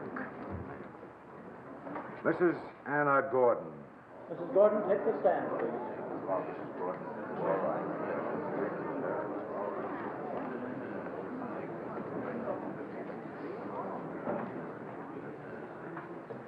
Swear to tell the truth, the whole truth, and nothing but the truth, so help you God. I do. State your name and address. Anna Gordon, 61 Dexter Avenue. Very foolish having to put it up in the stand like that. Mrs. Gordon, are you the mother of the defendant? Yes. Is your husband alive? No. Speak up, please, Mrs. Gordon. How long has he been dead? 11 years. Are you on relief? Objection. Sustained. Mrs. Gordon, what do you live on? Objection, Your Honor. That's irrelevant. What's he getting at here? The line of questioning seems irrelevant, Mr. Preston. Do you have a point to make? I'll withdraw the question, Your Honor. Mrs. Gordon, on the morning of January 7th, were you at home when Joseph came in? Yes, What time was that? about 11:15. And what took place when he came home? Well, I was in the kitchen, but I heard him come in. I went to the front door, and the minute I saw him, I knew he had one of those Objection, headaches. Your Honor. That's an operation of her mind. Sustained. Strike it out. Yes, but I'm his mother. I can tell when he has one of his headaches. Why does Objection, that Your Honor. Sustained. Will you instruct the jury to disregard that last statement? The jury is so instructed. Now, Mrs. Gordon, But you see, I know what he goes through. He's been having these headaches since he was 8 years old. Objection, Your Honor. She's doing the same thing. Strike it out. Now, make your answers responsive and factual without giving any conclusion. Your Honor, What did he do when he came home? But he even told me that. he had a- Objection, Your Honor. That's hearsay. Sustained. Now, Madam, please. But I'm Mrs. Gordon, how did he look when he came home? sick. Sick. His eyes were all bloodshot. He was Objection, suffering. Your Honor. She's defying your rulings. Sustained. Now, you can't say that. Why can't I say that? Why can't I say that? I'm telling you what I know. I'm telling you exactly what happened. Mrs. Gordon, now just answer the questions. What did Joseph do when he came home? What did he do? He went right into the bedroom. I thought to myself, Objection, Your Honor. That's improper. Never mind. Answer the question. What did he do? He screamed. He screamed. He screamed. My head is killing me. Objection, Your Honor. I object to Answer the this. question, Mrs. You Gordon. shut I up, object to the you- line. Answer that question, You Mrs. shut Gordon. Your up. Honor, I But object. he had a headache. Why? Your Why objection, Your don't Honor. you let me tell it? Why Objection. don't you listen to the truth? The truth is Ask what Gordon. counts. Come down. Let Come down. me tell Come them. on. Come, Mr. Gordon. Come, Mr. Gordon. Come on. Come on. There will be order in this court. Order. I don't believe I have to caution you members of the jury to disregard this outburst. It must play no part in your deliberations. Mr. Toohey. I have no questions, Your Honor. Mary Ellen Bailey, take the stand. Mary Ellen Bailey, still under oath. Your Honor, may I have the court stenographer read back the last few questions and answers from the cross-examination? Go ahead. Question. And 2 months later, you can positively identify this man? Answer. Yes, sir. Question. Without any shadow of a doubt, so help you God? Answer. So help me God, that's the man, indicating the defendant. I'll never forget his face as long as I live. By that's the man, I presume you meant... I meant him. That man. Thank you. Your witness? Mr. Toohey. I have no questions, Your Honor. Victor Wallach? Victor Wallach, still under oath.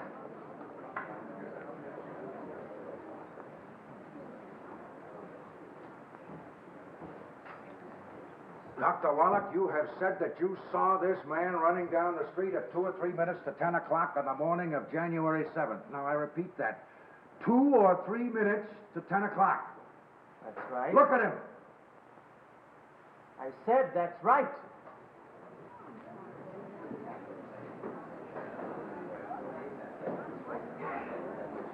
That's all. Thank you. Your witness. Mr. Toohey. I have no questions, Your Honor. I protest this wasting of time. This All is the right, Dr. Wallach, you can step down. Now call the next witness.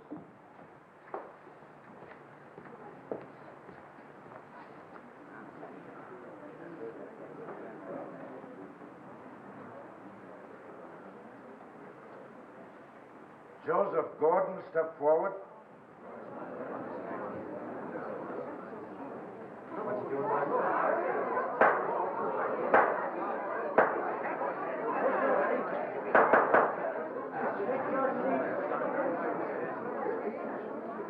Your Honor, may the record show that Joseph Gordon was sitting in the last row of the courtroom, while the last 2 witnesses identified an entirely different person as Joseph Gordon. Your Honor, I protest. Never in my entire career have I seen anything like this. See there, Mr. Toohey, let me hear what this is all about.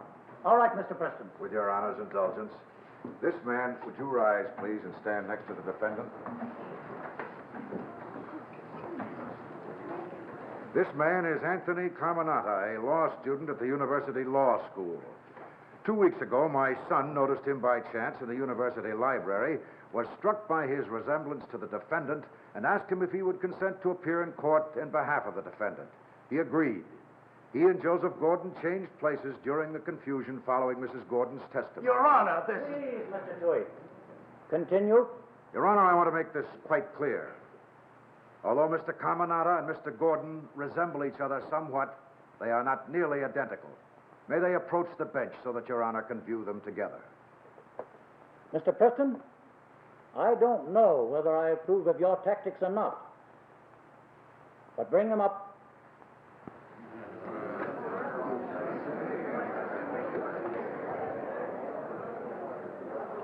All right. Let the jury look at you, then take your seats.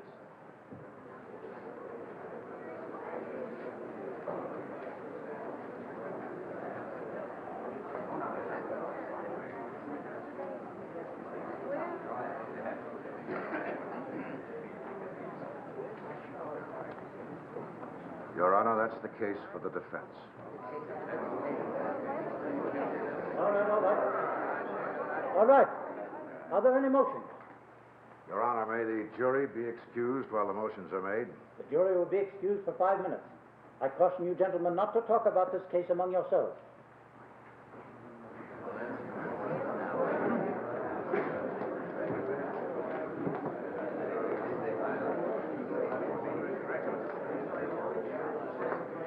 Your Honor, I hereby move for a directed verdict of acquittal on the grounds that the testimony of the two identifying witnesses, Dr. Victor Wallach and Mary Ellen Bailey, has been demonstrated to be unreliable and was completely demolished by their misidentifications.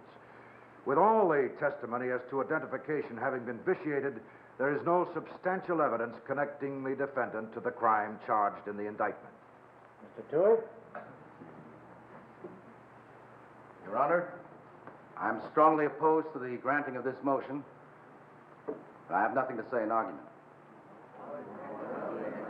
This is off the record. Coming from you, Mr. Preston, this episode was especially surprising. It was legitimate, but I don't have to tell you how I feel about having a stunt staged in my courtroom. Now, this is for the record. The defendant's motion for a directed verdict of acquittal is granted. And the defendant is released from custody forthwith. Discharge the jury.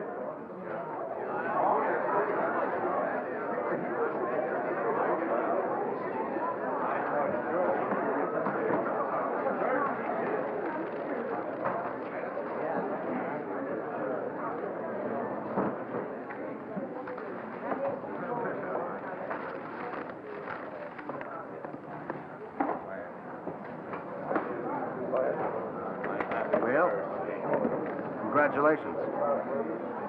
I guess neither one of us is asleep tonight. Make room for Miss Louis, please. Take away.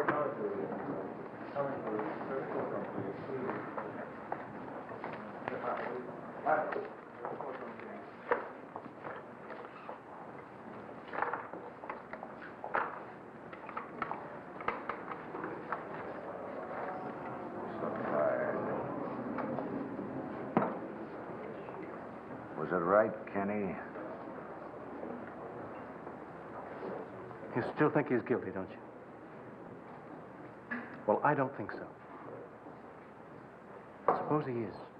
No one's proved it. Isn't that the safeguard that protects us all, whether we're innocent or guilty? They have to prove it.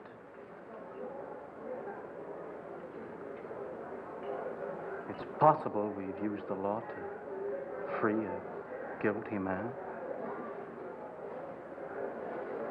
But if he's innocent, we've used the same law to save a life.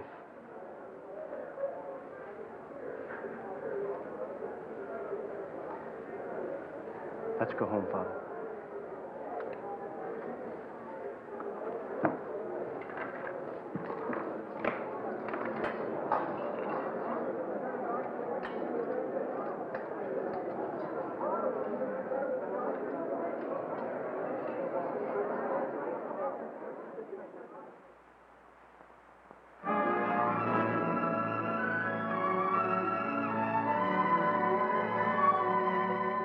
And now, Betty Furness wants to show you the most daring vacuum cleaner test ever tried on television. Yes, it may change your entire idea of what to expect from a vacuum cleaner. We're going to test 4 brand new leading makes of vacuum cleaner to see which one picks up the most dirt.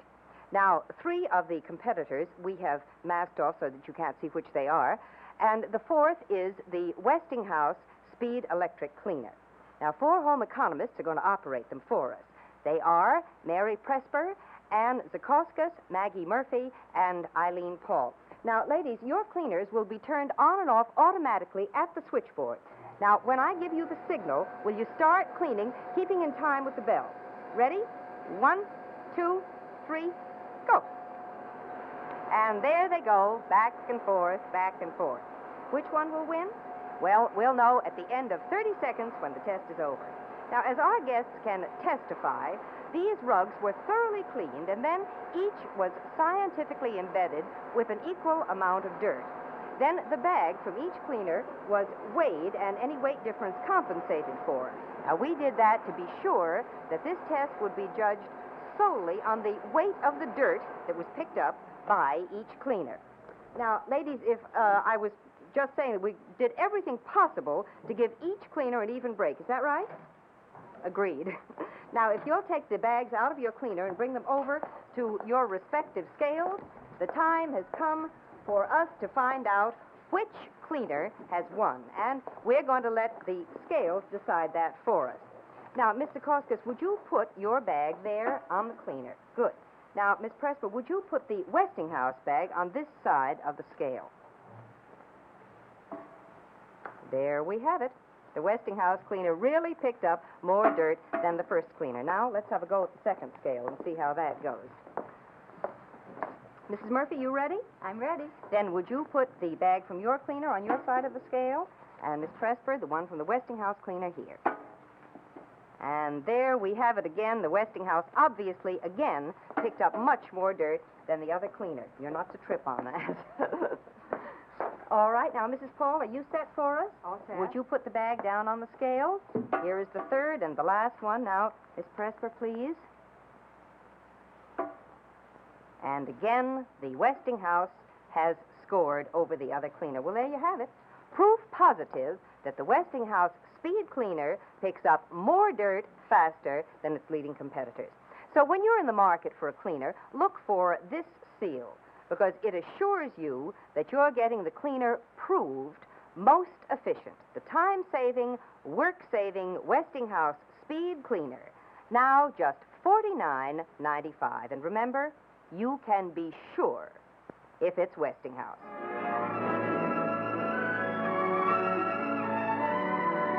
Westinghouse products seen on tonight's program are made in Mansfield and Columbus, Ohio, and Springfield, Massachusetts. Your friends and neighbors of the more than 50 Westinghouse plants throughout America hope you enjoyed tonight's play. My name is Reuben Whitcomb. A small boy sits in the shade of perpetual childhood. Mental retardation, one of the most heartbreaking of all human handicaps, is a problem which affects millions of Americans today. Be sure to see A Child is Waiting next week on Studio One. Directed by Vincent Donahue and produced by Herbert Brodkin.